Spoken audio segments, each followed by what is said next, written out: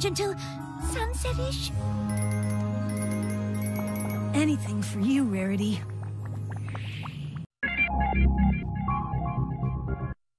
The premiere has come and gone, and it's now time to get into the meat of Season 5. I know that quite a few people were worried that this season would forego the slice-of-life episodes in favor of a more adventure-esque series, but fear not, friends, this episode sticks to the show's roots. It's good to see that the show took time to acknowledge the significant change that came with the Golden Oak Library being destroyed, and this was a great way to address it. The new castle definitely wasn't as homely as the library was, so it's only natural for Twilight to feel a little uncomfortable. Now, instead of just showering us with feels throughout the entire episode, we are instead given a more comedic approach, only putting in the more somber moments when it was necessary, and I think this works to the story's benefit. This episode was handled by two new writers, Joanna Lewis and Christine Sonko, and I gotta say, they are some great new additions to the team.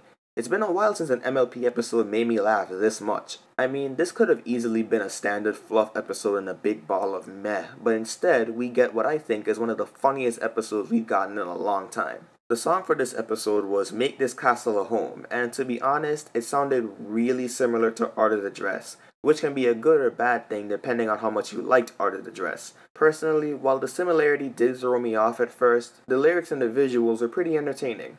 Let's all work together to make this castle shine.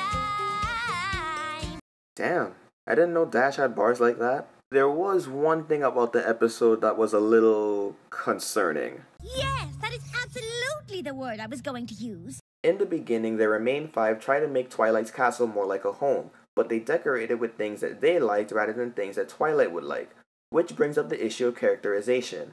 At this point in the series, they would know her a little bit better, but thankfully they were able to realize their mistake early on and spend the rest of the episode fixing it, and then the episode starts to get stronger. The scenes where Spike keeps stalling Twilight while the others fix up the castle were the best parts of this story. They were packed with laughs, and it reminded me of the third act of Hearts and Hooves Day, only even funnier. Lastly, there's the friendship chandelier. I thought it was a great move to integrate part of the old library into the castle. It helped to show that this episode wasn't just a passive acknowledgement to keep the fans happy, but rather an introduction of a new icon that symbolizes the friendship that the main six share, similar to the journal introduced in Season 4. The fact that they use the roots of the library is either awesome symbolism or just me looking too far into things. This makes me wonder, will the chandelier replace the journal? Honestly, I wouldn't mind if it did.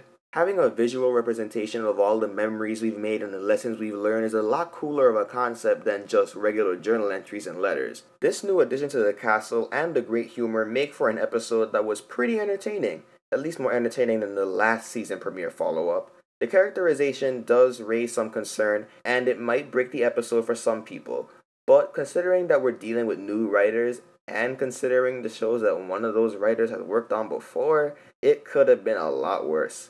I had a good time watching the episode, and sometimes, for a story like this, that's all that matters. Whew, this review was pretty tiring. I think I could go for a massage. Yeah! On second thought, I think I'm good. So, what did you guys think of Castle Sweet Castle? Let me know in the comments below, or hit me up on Tumblr. And consider supporting me on PayPal through art commissions or donations. Until next time, keep it sketchy, folks.